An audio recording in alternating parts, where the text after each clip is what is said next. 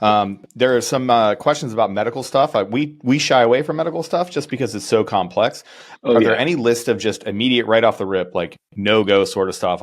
Like we'll get into the whole like switch over to Genesis and, you know, having a lifetime of issues that we have to look at now. But really, are there any medical issues that you can generally say, hey, no matter how hard it is and, you know, without this waiver, you're not going to get in?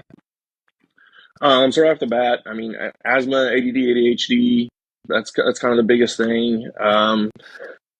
Any kind of like autism or Asperger's kind of stuff like that. Like that's really kind of the biggest thing that I see. That's just like, sorry, so happening.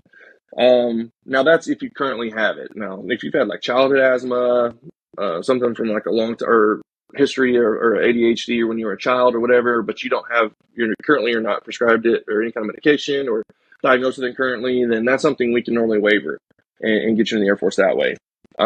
Normally. Now, I'm not a doctor, so it depends on the CMO and the Surgeon General. So my best advice is, unless the recruiter tells you no, get all the paperwork that you can, send it up, and let the doctor say no. We're not the deciding factor. Yeah, don't stop yourself before at least submitting. Just like, oh, well, I took this medication as a kid, like, guess I'm not going to do it. Just submit it and then go through the waiver if need be, for sure. No, that's good someone advice. on TikTok told me that I couldn't, so why? I'm not going to try. Well, Trent, we're the official, unofficial podcast for the Air Force, so... Thank you. Okay. Yeah. Unofficial podcast. Shout out. Nobody else can say that. Yeah. You know why? Because nobody else listens to the other podcasts that the Air Force puts out. There's other podcasts? Exactly. Exactly.